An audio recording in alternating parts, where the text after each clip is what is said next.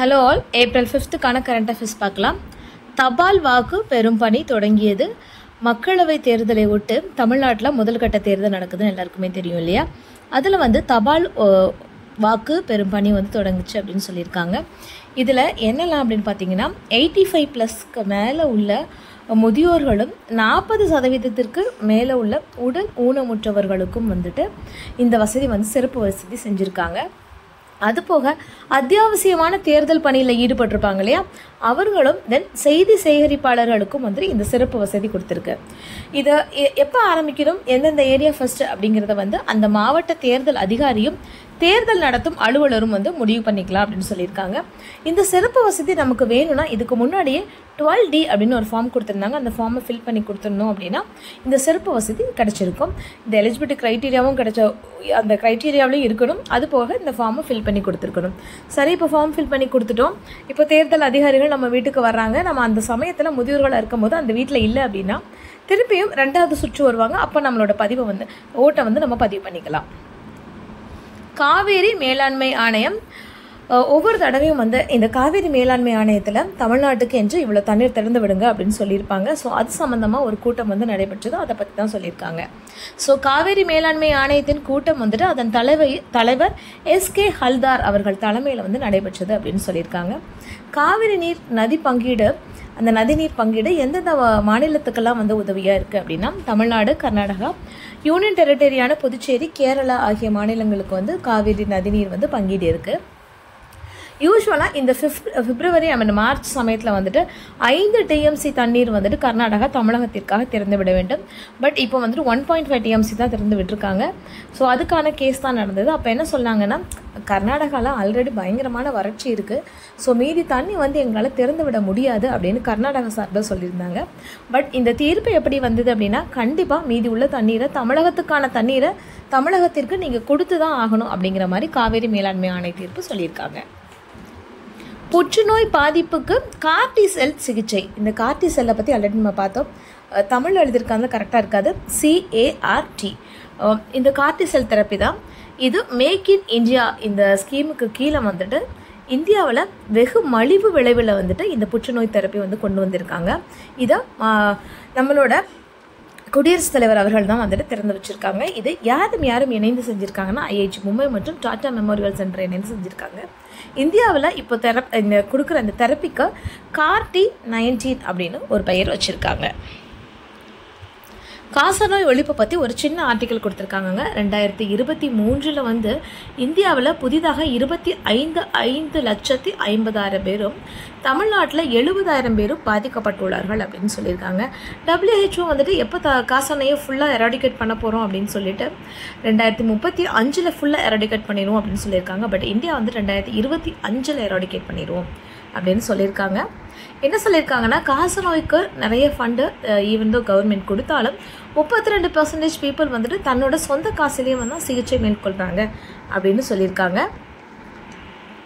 தென் அது போக என்ன சொல்லியிருக்காங்க அப்படின்னா, இதில் நிக்ஷய் போஜனா அதெல்லாம் இருக்குது இல்லையா, ஸோ அந்த அமைப்பின் கீழேயும் அவங்களுக்கு ஊட்டச்சத்து கொடுக்குறோம் அப்படிங்கிற மாதிரியும் கொடுத்துருக்காங்க. பட் இப்போ வெகுவாக எண்ணிக்கை உயர்ந்த காரணத்தினால் நடுவில் கோவிட் வந்தது. ஸோ அப்போ காசநோய்க்கான விழிப்புணர்வும் சரி, என்ன சொல்கிறது, விழிப்புணர்வுன்னு சொல்கிறத விட அதுக்கு தேவையான ஃபோக்கஸ் கம்மியானதுனால காசநோயோட பாதிப்பு கொஞ்சம் ஜாஸ்தியாக இருந்தது. ஸோ 2025 எராடிகேட் பண்ணுறது கொஞ்சம் கஷ்டம். ஸோ தட் இன்னும் கொஞ்ச நாள் நம்ம ட்ரை பண்ணோன்னா இன்னும் கொஞ்ச நாளில் இதை ஃபுல்லாக எராடிகேட் பண்ணிடலாம் அப்படிங்கிற மாதிரி சொல்லியிருக்காங்க. 24 மணி நேரமும் மனநிலை ஆலோசனை. டெலிமானாஸ். இந்த டெலிமானாஸ் சர்வீஸை பற்றி நம்ம எல்லாருக்குமே தெரியும். உலக மனநல நாள் விழிப்புணர்வை ஒட்டி 10 அக்டோபர் 2022 இந்த சர்வீஸ் ஆரம்பித்தாங்க, டெலிமானாஸ். இதோட டோல் ஃப்ரீ நம்பர் தான் கீழே கொடுத்துருக்குது. 14416180089144416. இந்த நம்பர் பொதுமக்கள் இந்த சேவையை இந்த நம்பர் மூலமாக பயன்படுத்திக்கலாம். 24 மணி நேரமும் சேவை அப்படின்னு சொல்லியிருக்காங்க. இப்போ ரீசெண்டாக இதை பற்றி என்ன நியூஸ் வந்திருக்கு அப்படின்னா, கல்லூரிகளில் நிறைய இடத்துல இந்த மாதிரி சம்பவங்கள், மனநிலை சம்பவங்கள் நிறைய நடக்கிறதுனால ஸோ கல்லூரி மாணவர்களுக்கு இது குறித்த விழிப்புணர்வை ஒவ்வொரு கல்லூரியும் ஏற்படுத்த வேண்டும் அப்படின்னு சொல்லியிருக்காங்க. ஸோ இதனால் பலனடைந்தவர்கள் நிறைய பேர் ஒரு 2 லட்சம் பேர் அப்படின்னு நினைக்கிறேன் கடந்த ஆண்டு வந்து கொடுத்துருந்தாங்க. தமிழகம் முழுவதும் தனியார் பள்ளி வாகனங்களில் ஜிபிஎஸ் மற்றும் சிசிடிவி கேமரா கட்டாயம் அப்படின்னு சொல்லியிருக்காங்க. பள்ளி கல்வித்துறை வந்து இது சம்மந்தமாக உத்தரவு கொடுத்துருக்காங்க. இப்போது ஒரு ஸ்கூல்ஸ் எல்லாமே மைண்ட் அப் ஆகிட்டு திருப்பி ஸ்டார்ட் பண்ண போகிறாங்க இல்லையா? அதன்படி என்ன கொடுத்துருக்காங்கன்னா, தமிழ்நாடு மோட்டார் வாகனங்கள் சிறப்பு விதிகள் 2012 பிரிவு 5/6 இதில் மாணவிகளுக்காக இயக்கப்படும் பள்ளி வாகனங்களில் கட்டாயமாக பெண் உதவியாளர்கள் இருக்க வேண்டும் அப்படின்னு சொல்லியிருக்காங்க. இது சொல்கிறதெல்லாம் கொஞ்சம் நோட் பண்ணி வச்சுக்கோங்க, கண்டிப்பாக யூஸ் ஆகும். மெயின்ஸ் எழுதும் போது கண்டிப்பாக யூஸ் ஆகும். ஸோ மாணவிகளுக்கு அப்படின்னு பிரத்யேகமாக இருந்ததுன்னா அதில் கண்டிப்பாக ஒரு பெண் உதவியாளர் இருக்கணும். வாகனங்களை இயக்கும் ஓட்டுநர்கள் கனரக வாகனங்களுக்கான உரிமத்துடன் இருக்கணும். குறைந்தது 10 ஆண்டு காலம் அனுபவம் பெற்றிருக்கணும் அப்படின்னு சொல்லியிருக்காங்க. தென் ஓட்டுநர் மற்றும் உதவியாளர் நியமனத்தின் போது அவர்கள் மீது குற்றவியல் நடவடிக்கை இல்லை என்பதை ஏற்கனவே காவல்துறையின் மூலம் சான்று அளித்திருக்க வேண்டும் அப்படின்னு சொல்லியிருக்காங்க. இது தவிர உதவியாளர்களுக்கு 3 மாதங்களுக்கு ஒரு முறை புத்தாக்க பயிற்சி அளிப்பதோடு இந்த போக்சோ ஆக்ட் என்ன சொல்லுது, என்னெல்லாம் இந்த ஆக்டில் இருக்குது அப்படின்னு சொல்லிட்டு அவங்களுக்கு ஒரு அவேர்னஸ் கொடுக்கணும் அப்படின்னு சொல்லியிருக்காங்க.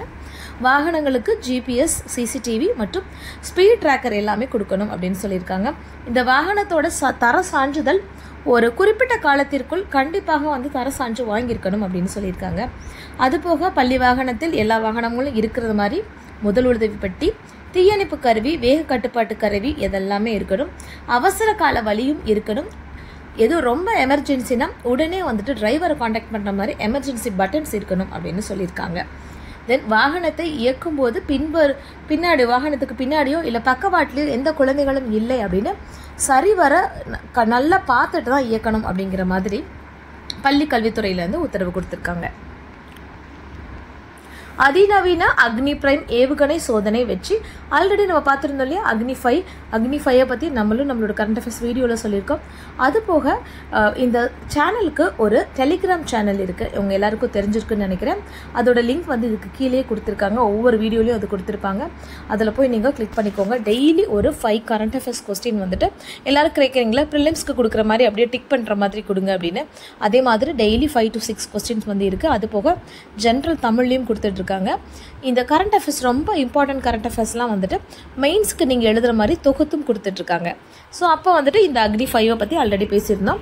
இது எல்லாமே இந்த அக்னி 1 to 5 வரைக்கும், தென் இந்த அக்னி பிரைம் இது எல்லாமே திவ்யாஸ்திரா அப்படிங்கிற ஒரு ஸ்கீமுக்கு கீழே தான் வருது. அக்னி 5 சிறப்பம்சம் என்னங்க, MIRV, அது நம்ம எல்லாருக்குமே தெரியும். இந்த அக்னி பிரைமோட சோதனை வந்துட்டு எங்கே நடந்ததுன்னா, ஒடிசா மாநிலத்தில் உள்ள APJ அப்துல் கலாம் தீவுன்னு ஒன்று இருக்கு இல்லையா, அதில் தான் நடைபெற்றது. இந்த அக்னி பிரைம் வந்துட்டு ப்ராப்பராக அதோட இலக்கை வந்து குறி வச்சு தாக்கும் அப்படின்னு சொல்லியிருக்காங்க. இலக்கு வந்துட்டு 1000 கிலோமீட்டர்லேருந்து 2000 கிலோமீட்டர் வரைக்கும் அப்படின்னு சொல்லிட்டு அக்னி 5 அந்த இலக்கு இருக்கு இல்லையா, அந்த கிலோமீட்டர் இருக்கு இல்லையா, அது என்னன்னு தெரிஞ்சால் நீங்கள் கமெண்ட் பண்ணுங்கள். Government to record parents religion to register births. ஒரு குழந்தை பிறக்கும்போது முன்னாடி என்ன பண்ணுவாங்கன்னா, ரிலீஜியன் ஒரு காலம் இருந்ததுன்னா அந்த குடும்பத்தோட, இப்போ ஒரு ஹிந்து கிறிஸ்டின்னா அதை மட்டும் தான் அவங்க மென்ஷன் பண்ணுவாங்க. பட் இப்போ என்ன அப்படின்னா, ஒரு பேரண்ட் இருக்காங்கன்னா ஃபாதரோடதையும் சரி மதரோடையும் சரி 2 பேரோட ரிலீஜனுமே வந்துட்டு அதில் ஃபில் பண்ணணும் அப்படிங்கிற மாதிரி சொல்லியிருக்காங்க. இது என்னென்ன ஆக்ட் கீழே வருதுன்னா, registration of births deaths act 2023 amendment இதுக்கு கீழே வருது. The rock paints at Kumichipathi, prehistoric rock paintings வந்து கண்டுபிடிச்சிருக்காங்க. கோயம்புத்தூர் பக்கத்தில், கோயம்புத்தூர்லேருந்து ஒரு 30 கிலோமீட்டரில் குமித்திப்பத்தி அப்படின்னு ஒரு ஏரியா இருக்குது, அங்கே தான். இது 3000 ஆண்டுகள் இது பழமையானது அப்படின்னு சொல்லியிருக்காங்க. இதில் என்னெல்லாம் இருக்குன்னா, எலிஃபெண்ட் வித் ப்ரினாமினன்ட் டஸ்க், நீண்ட தந்தத்தோட ஒரு யானை, தென் நம்ம தேர் எழுப்போம் இல்லையா, ஸோ அந்த மாதிரி ஒரு உருவம், தென் பீகாக் உருவம்லாம் ஒரு வெள்ளை கலரில் நம்ம சாக் பீஸை வச்சு ஒரு கேவில் வரைஞ்சா எப்படி இருக்கும் அதே மாதிரி, பட் அது சாக் பீஸ் இல்லை, சுண்ணாம்பு கல்லுன்னு நினைக்கிறேன். ஸோ அதை வச்சு வரைஞ்சது 3000 ஆண்டுகளுக்கு முற்பட்டது இது அப்படின்னு கண்டுபிடிச்சிருக்காங்க. த median age for cancer dialysis in India. சமீபத்தில் ஒரு பெரிய தனியார் மருத்துவமனை வந்து ஒரு கருத்து கணிப்பை நடத்தி அதோட ஆய்வு முடிவுகளை வெளியிட்டிருக்காங்க. அதில் இந்திய அளவில் வந்துட்டு மற்ற உலக நாடுகளை கம்பேர் பண்ணும்போது கேன்சர் டயக்னோஸ் பண்ணுறதுக்கான ஏஜ் வந்து கம்மியாக இருக்குன்னு. இப்போது இந்தியாவில் வந்து 52 இயர்ஸ் இருக்கும்போது மற்ற நாடுகளில் 59 வரைக்கும் இருக்குது. ஸோ நம்ம கொஞ்சம் ப்ரியராகவே வந்துட்டு கேன்சர் டயக்னோஸ் கண்டுபிடிச்சிடணும் அப்படின்னு சொல்லியிருக்காங்க. For breast cancer that is 52 years, for cervical cancer that is 54 years, for colon cancer this is 59 years.